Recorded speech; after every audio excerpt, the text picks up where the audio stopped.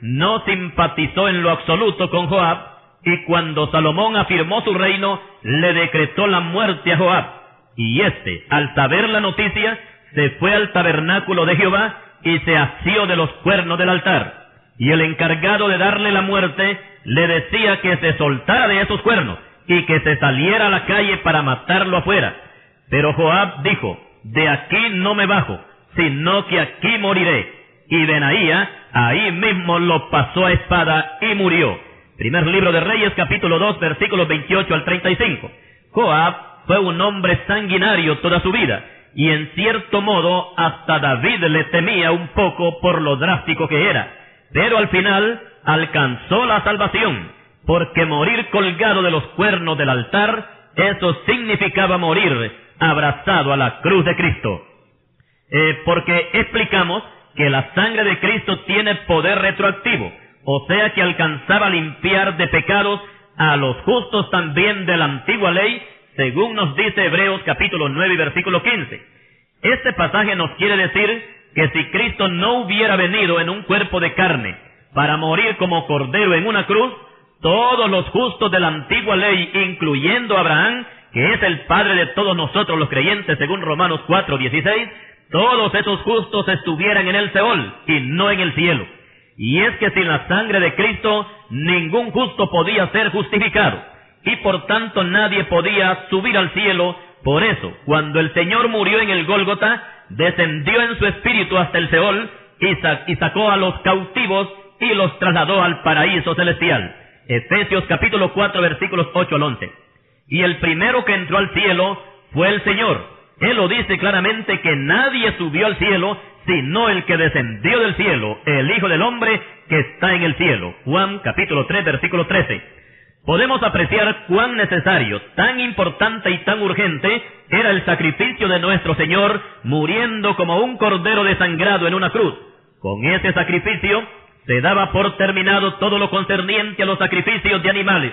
Y el hecho más evidente del fin de la ley ritual fue cuando el velo del templo se rasgó en dos partes, de arriba hacia abajo. Mateo 27, versículos 50 y 51.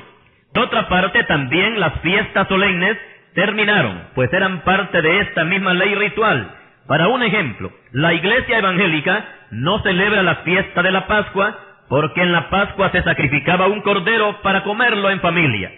Pero el apóstol Pablo nos dice a los creyentes hoy, y les dijo también a los creyentes de ayer, o sea la iglesia primitiva, que nuestra Pascua, que es Cristo, ya fue sacrificada por nosotros. Primera epístola a los Corintios, capítulo 5, versículo 7. Ahora veamos el gran valor que tiene la sangre de Cristo, y que es la única que nos garantiza limpieza para nuestros pecados, según Primera de Juan 1:7. En el libro de Hebreos, capítulo 12, y versículo 24, se nos dice que Jesús es el mediador del nuevo pacto, y que su sangre nos habla mejor que la sangre de Abel. Todos sabemos que Abel, el hijo de Adán y Eva, es el primer justo que aparece en la historia de la humanidad, pero su sangre fue derramada por mano de Caín, su hermano, el primer asesino que hubo en el mundo. Después de este asesinato, Dios le dijo a Caín: ¿qué has hecho? La voz de la sangre de tu hermano clama a mí desde la tierra. Génesis 4:10. ¿Qué era lo que clamaba la sangre de Abel? Clamaba venganza. Y la sangre de Abel, Dios la vengó ese mismo día, cuando le dio a Caín una maldición que le durará por toda la eternidad. Dijo Dios: ahora pues maldito seas tú de la tierra, que abrió su boca para recibir de tu mano la sangre de tu hermano. Génesis 4:11. El Nuevo Testamento no da señales de la salvación de Caín, antes bien le confirma su condenación en Judas, versículo 11. Más adelante encontramos que Dios hará venganza de sus enemigos, de todos aquellos que hayan dado muerte a su siervo. Deuteronomios capítulo 32 y versículo 43. Pues conocemos al que dijo: mía es la venganza, yo daré el pago, dice el Señor. Horrenda cosa es caer en manos del Dios vivo.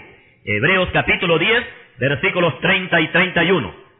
Esto quiere decir que si caer en las manos del diablo para ser castigado es horrible, más espantoso es caer en las manos de Dios para ser castigado y ser condenado. Cristo dijo que ay de aquel que le toque a uno de sus siervos. Es mejor que se ate una piedra de molino al cuello y lo lancen a lo profundo del mar, dice Mateo 18, versículo 6. Esto quiere decir que es mejor no haber nacido en el mundo que tocar a un creyente evangélico para hacerle daño, pues toda la sangre de los que han muerto por causa de ser fieles al Señor, desde la sangre de Abel hasta la sangre de Zacarías que murió entre el altar y el templo, sí, os digo que será demandada de esta generación. Lucas capítulo 11, versículo 51.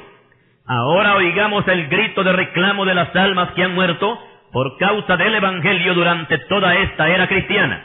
En el libro de Apocalipsis encontramos que después de la apertura de los 4 primeros sellos, que representan a los 4 jinetes que devastarán la tierra en los días de la gran tribulación, a continuación nos dice el apóstol Juan: cuando abrió el 5º sello, vi bajo el altar las almas de los que habían sido muertos por causa de la palabra de Dios y por el testimonio que tenían, y clamaban a gran voz diciendo: ¿hasta cuándo, Señor santo y verdadero, no juzgas y vengas nuestra sangre en los que moran en la tierra?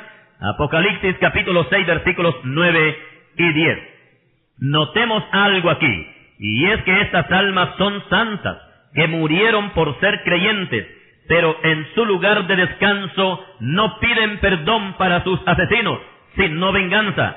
Y Dios les complace esta petición, pues en el capítulo 19 y versículo 2 de Apocalipsis, después que han pasado todos los juicios, los sellos, las trompetas y las copas de la ira de Dios, y el juicio sobre la gran ramera, una voz proclamando victoria anuncia desde el cielo que Dios ha vengado la sangre de su siervo. Ahora, ¿por qué la sangre de Cristo habla mejor que la sangre de Abel y la de todos los santos que han muerto en forma violenta?